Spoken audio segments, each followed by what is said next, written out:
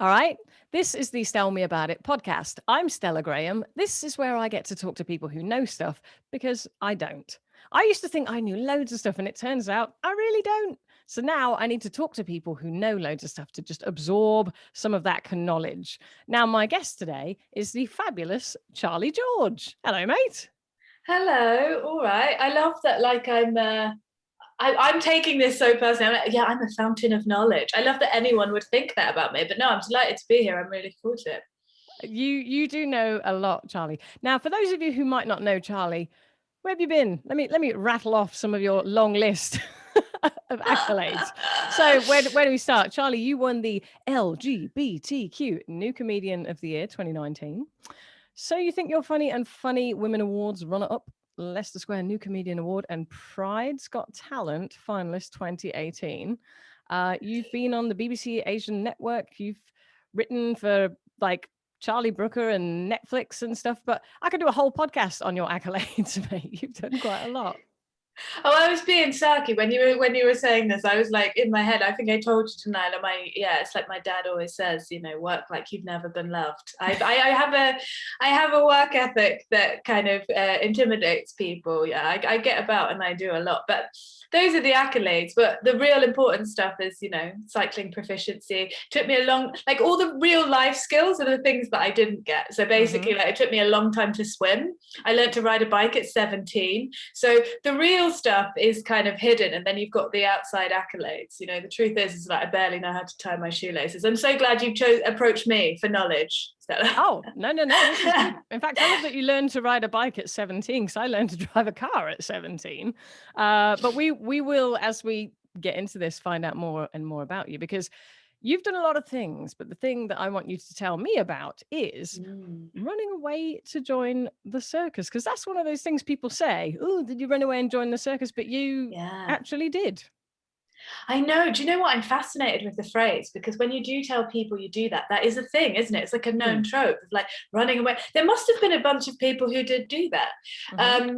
So that was kind of a thing. I wonder what type of people they were because I'm thinking bearded lady, strong man, one or two. Yeah, I mean, I am working on that beard right now, but I did, I suppose, ran away and joined the circus. It didn't happen quite like that. It wasn't as romantic as like I ran away and did it. I don't think I would have known that it was something that I could have done unless I had the drama teacher that I had, who's like, I'm obsessed with what kind of drama teacher people had, because there's always a story about drama teachers, isn't there? Like drama teacher was really amazing and he turned my life around. I don't think we should do the Oscars anymore. The Oscars happened recently. I think we should do like a retired drama teacher convention where like we get to go back and like thank all these drama teachers. But basically that's what happened. So I was a bit of a wayward teen. I was having a hard time. I was quite troubled. I'd left home. I was drinking, all of this kind of stuff. And he gave me a pamphlet for Circus School. He knew the guy who was the director of a new program there. It was in Bristol. And he was like, I think you'd be really good for this. And like, so no one had ever thought when somebody puts a pamphlet under your nose that says Circus School, are you not a bit like, you taking the piss? Like, what is this? No?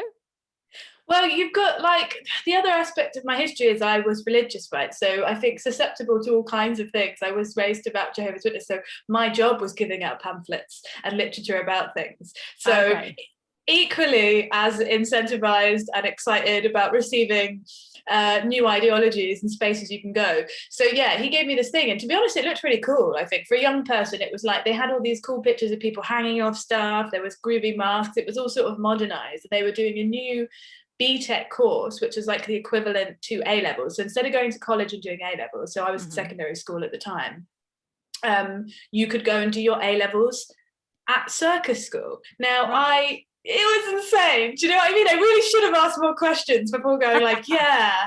But what did any of us know as teenagers? But I filled out the form, like I remember like filling in, I think I wrote down the margins, terrible dyslexic sort of scrawly handwriting about stuff I'd done at the school and how I was interested in. Like I'd been on a lot of dance programs, I'd been in a gymnastics team. So it wasn't from nowhere. Do you know what I mean? I used to do physical skills and I'd kind of had that propensity, was terrible at sitting still in class. And so he was like, go and do the circus. So I filled it all out, and then I got a letter from them to the sheltered housing place I was living in. I got a letter being like, come for an audition in Bristol. Wow. So like 16-year-old me is like, cool, I don't know anyone in Bristol. I'm from a shithole town in Swindon. Sorry if you're from Swindon. I've lived there. I'm allowed to say that. That's how that works. don't tweet me about Swindon. I get a lot of abuse about this. It's like, I go back now. I'm okay with Swindon. I made peace with Swindon. But yeah, so I didn't know anyone there, but I went and got the bus. I got the Megabus, I think, and then went up to this place. The Megabus is a circus, isn't it? Yeah, man. I spent a lot of time on megabuses in my time. The chemical toilets are a smell that you don't easily forget. I've never had the pleasure, but I've only ever heard about them anecdotally from other comics, so they sound rough. Yeah, well, you know, like when you have to be traveling, like, there's people with self-respect get the National Express. And basically, like, great advert for the Megabus. I love it. But like, poor Megabus is like, would you like to come through central London or a known city with a weird blue bus with a pound on the sign, and you're literally going to pass like all these designer shops stinking of chemical toilet as you arrive. So it's for people with no self-respect. Are you low on self-respect? Try the Megabus. You care more about the price. That's the thing, because you could sometimes. I don't think you can get it for £1 anymore. But when you used to be savvy, you could get like trips that were like 2 hours for like £1. Yeah. So 16-year-old me gets on this bus. It's like something of a movie, isn't it? But like more stinky and gross. And I get on the Megabus and I head up to Bristol, and then I get this other bus up to this remote place in Kingswood, which is where it first started. It ended up moving into the city centre. In where? And I had Kingswood in Bristol. Right, okay. Quite far out in suburban Bristol. And then they ended up moving, I think in my second year, to central Bristol and becoming a much huger. Now the school is quite renowned. A lot of people know it. A lot of really great people go there. But this was like the first ever BTEC course they were doing. Right. And so little keen and me goes up there, pissing it down with rain. I rock up and I'm like, I don't know anyone. I'm absolutely terrified. I've got like a dance leotard. I'm like, all right, I'm going to give it a go. And then I go into this audition. Right. And I have no clue what I'm doing, right? Like, I don't know what I'm doing. And I had to do like all these different tasks. Like you have to do group work and like, you know, there's a lot of balancing the space. Like, what is that about? It's like, there's a lion, there's a chair, figure it out. Like, how do you? Yeah, you know, classic sort of art space stuff where you're like, I'm sure this will come in handy at some point, but I don't know when. And it's like, embodying animals or like pretending to do stuff. And so there's lots of that on mats. And then we had to do tumbling, juggling, and aerial, all of which, Stella, I was shit at. What I did possess was I brought a piece of original writing, because I've been writing since forever, which is my thing really. And I think I did a monologue, and I think that was the moment where I was like, okay, maybe I did okay. But everything else, I dropped the ball repeatedly. And so that's when my sense of humor came in. So like, I'm just going to have to try and style out the fact that I suck at everything. Okay. And so that's what I tried to do. Like, I had to get up on this trapeze and I was an absolute mess. Like, the trapeze wouldn't stop swinging. Like, I could barely get over it. My tits at the time, like, I used to be much bigger. And I was kind of like a more sort of robust, hench, chesty 16-year-old. Exactly what you want to be when you're 16, robust and hench. That's right. Anyway, those are all the descriptors that come to mind. Buxom, no, hench. This is exactly what you want as a 16-year-old girl. It's like, I'm really hench. I think my dad once described me as like, you've got broad swimmer shoulders, which is what every girl wants to hear when she comes out of a changing room, isn't it? But so my tits were like wrestling with this leotard, like trying not to fall out of things. I'm really worried I'm going to fart on the trapeze. Like, it was stressful. And I wasn't great. I wasn't great at all at any of it. But I had a sense of humor about it all. I think I tried to style things out. And then I had this monologue, this thing that I'd written. It was sort of a sucker punch about, it's probably really wanky and cringeworthy knowing me. It's probably something to do with something in my life at the time and like what I'd been through. And I was doing... Yeah. And I got on the ramblings of a 16-year-old, right? Yeah, like that kind of poetry that you're like, oh God. Did you ever write anything when you were younger, Stella, and you're like, I wish that was burnt in a house fire? Like, I mean, like a diary or poems or something. Absolutely. Yeah, I discovered an old diary of mine, and I wasn't good at keeping a diary. I'd just dip in and out every now and then. And I found one of the stupidest things I ever wrote in that diary. And it was on a page, and I just wrote in massive letters, I will never forget what happened on this day. not a clue. I've got no idea. I looked at it, I was like, well, what did happen? That's why I can't be trusted to keep a diary. See, that's teenagers, really emotional. That's almost like profound. That's like sort of Aristotle level of like, I will never forget what happened on this day. What happened on this day? I don't know. But it's like you're full of hormones and you think those feelings are so finite. So I think a lot of what I'd written would have been like really sort of dour poetry or some kind of monologue about a struggling character facing the woes of adolescent life. And so I did that, puke. But I think everything I was trying to do actually probably did have a layer of comedy and self-deprecating humor in it. Like, I think I probably had that even then. And I think that helped me with sucking at everything. And you didn't have to be good. This was the first ever trial of this course. A lot of the kids that ended up on it. So I got a place and I couldn't believe it. I was like, great, I guess I live in Bristol now. I'm moving to Bristol to go to circus school. I remember my maths teacher, who was really close to me at the time, which is weird because I was terrible at maths. She drove me down because I didn't have my parents in my life. She drove me down to Bristol, showed me how to use a washing machine. Wow. I blew up a single air bed and I started renting a room with these Irish jugglers. It was me and a whole bunch of like 20-something Irish jugglers, they were much older than me, and I was like 16 and I lived in this tiny room. One of my favorite comedians, well, probably my favorite comedian, Mike Birbiglia, has got a great bit about how when you're poor, everything is low to the ground. That bit belongs to Mike Birbiglia. You should check it out. But it's so true because I slept on this like blow up airbed from like Argos, a single blue sort of disgusting mattress thing on the floor. And then I used to have this like small hanging thing that was just like, I just shoved my pants and socks and whatever clothes I had in that. Yep. But everything else was just on the ground, and that's how I lived. And I was like, okay. And then I went and got a part-time job and started training at circus school, and that changed the course of my life, really. Went from Swindon to Bristol and started training to be a circus performer. And then when you graduate, you know, it was an intense time. I met my first girlfriend there. We did like a double act. There was lots of stuff like this. But you know, when you graduate, you end up going and doing placements where you perform in the circus in the big top, and you have to do everything. Well, this was just what I was thinking, because when I hear the word circus, it conjures up images of, you know, I've obviously not been to a circus for a long time, Charlie, but I probably got a lot of this from comic books. But I'm thinking like lion tamers, clowns in a car that falls apart, elephants on like one leg, and like the high wire, the tightrope, and unicycles and juggling and stuff like that. Was it like that? The school was way more contemporary than that. And like, I think there had been a scene. I mean, that is the history of circus. I mean, that is what it is.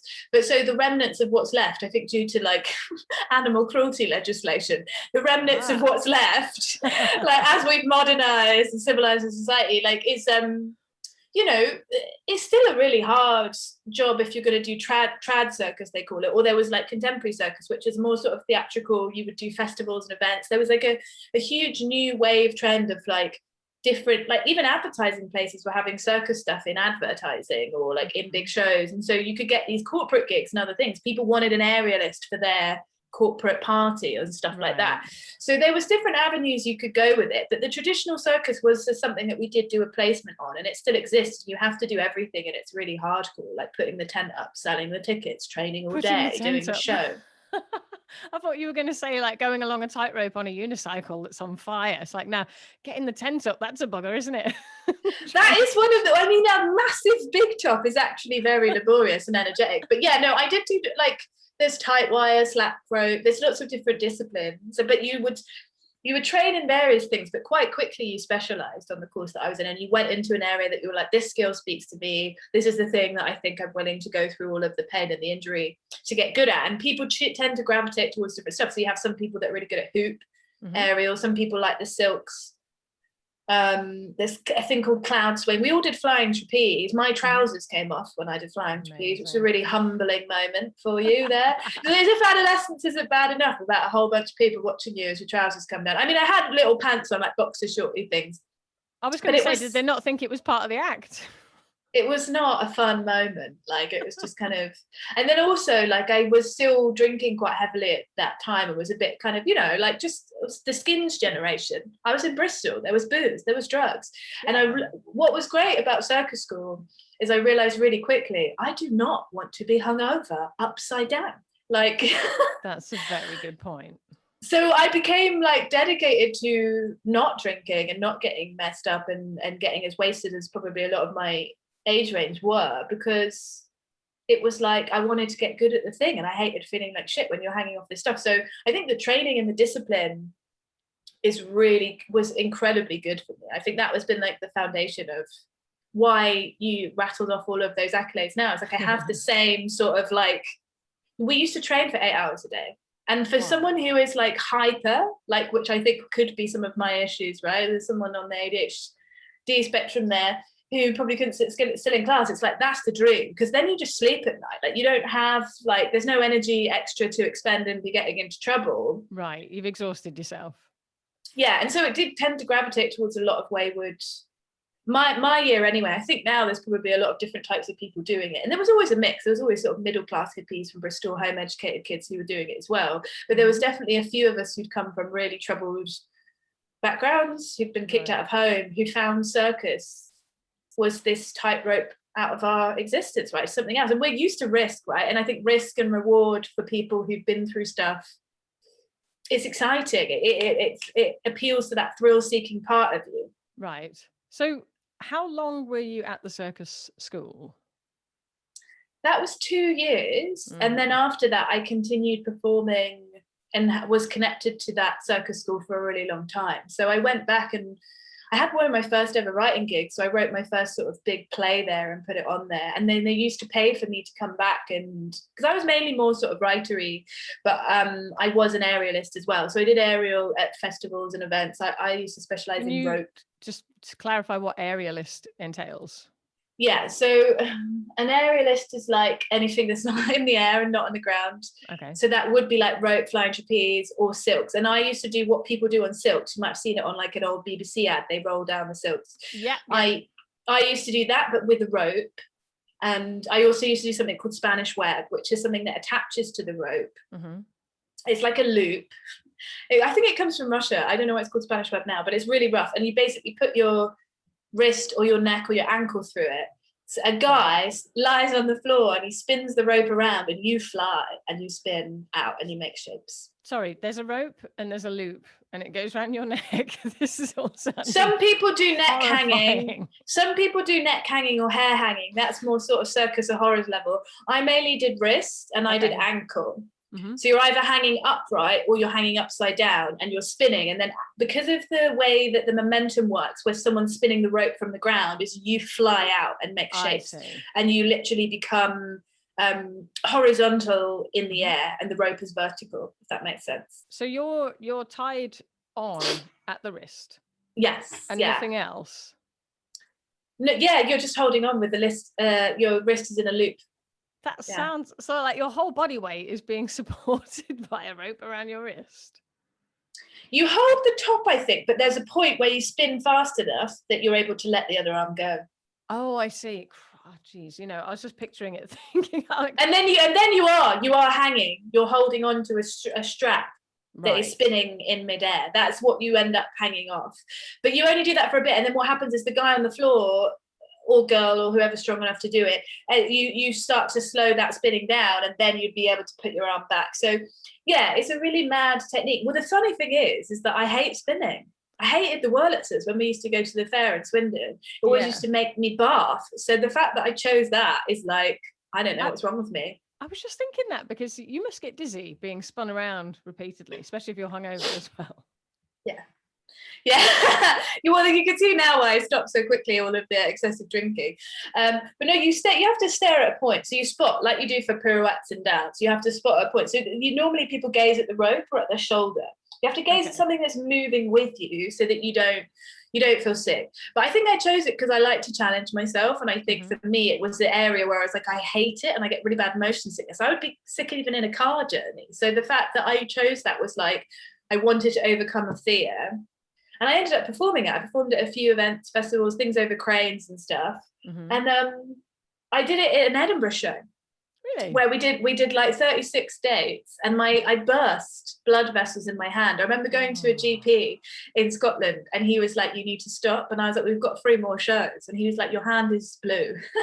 Because basically the G force, if you do, you're not meant to do it that consistently. Normally you would do this as a one-off at a big show as a spectacle. Right. But if you're doing it at repeated shows in a touring company or a thing, it's incredibly bad for you, I think.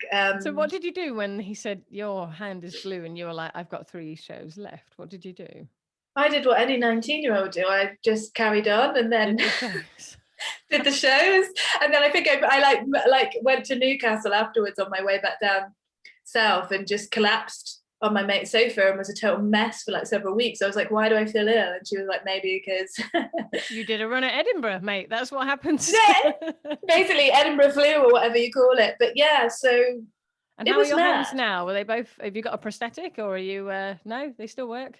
They're kind of okay. I came away from it relatively unscathed. I've got a scar on my calf that I will have for the rest of my life, and that was from a big end of year show where I would do this big drop from the ceiling of this church on the rope. What you do is you're in a wrap with your body, and then you release a leg, and then you fly down the rope. And what you're meant to do is just squeeze your legs together at the end, and it catches you just before you fall to the floor.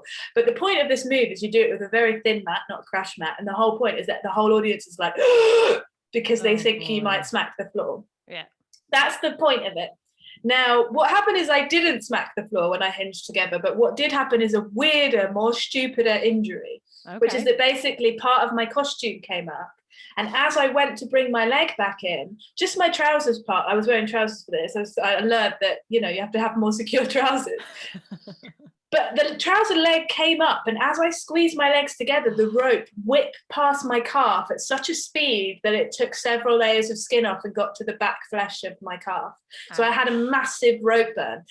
The thing about adrenaline that I find fascinating, and I'd love to know more about the science of this, because it must happen to athletes all the time where you hurt yourself in a game or something important. But I got up, I finished the move, I unwrapped myself, stood up, did a round of applause, walked off stage, and then passed out. Oh. And I literally was backstage crying, I was streaming because of the tears, because of the skin. Yeah. And I think they put a pair of rolled up socks in my mouth, and they had to spray it with antiseptic. I had to get rushed out of there. It's crazy. Wow. Proper circus injury. That's disgusting. But it's so stupid. It was like everything that could go wrong with that move, like, oh, you crash your head or something doesn't catch. Like, you're always worried it's not going to catch. But it was like, no, it's just a really bad rope burn. I am certainly sensing a theme, Charlie, that when you do circus stuff, your trousers tend to fall down. Just saying, this just seems to be just a thing that tends to happen. Maybe it's your kink. I don't know. We are getting to that point in the podcast where I have to ask. Everybody loves a shout out. Would you like to shine a spotlight on a mate? Yes, I'd like to. I can't speak. Yes, I would like to shine a spotlight. It's not even that much of a tongue twister. You can I messed it up as well. Shine a spotlight. I'd like to shine a spotlight on Sian Davies. Okay. An amazing comedian working on the circuit at the moment. He's got a show coming up in Liverpool. I think we're going to share the details in the link so you can go and support her.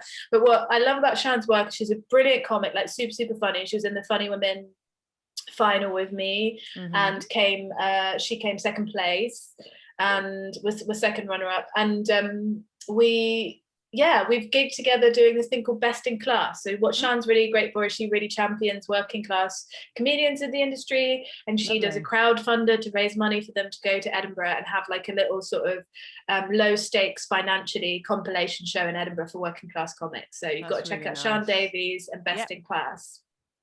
Very, very nice. Right. Dude, obviously, with all your circus antics, in fact, I got to ask this. What of your circus antics that you've learned do you still use to this day? Anything? Just for getting through day-to-day life.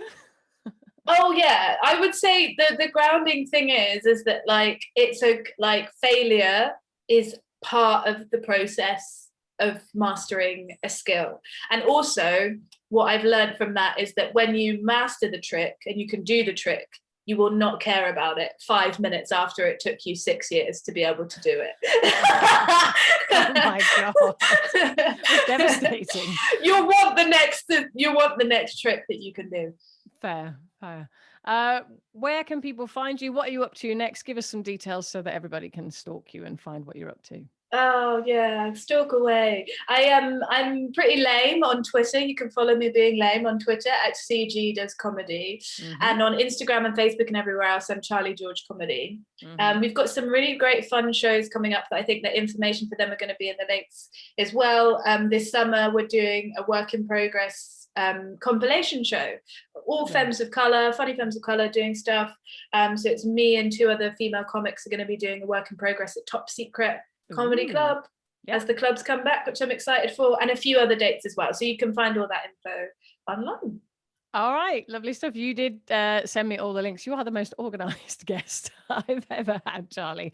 Organised, uptight, same thing. That's it. So you've picked up the skills of being in the circus and just being a badass at admin. I'm very impressed. All of the details to all of the cool things that you're doing will be in the YouTube description and in the podcast notes. Charlie George, mate, it's been an absolute pleasure. Thanks for hanging out. Thanks for having me.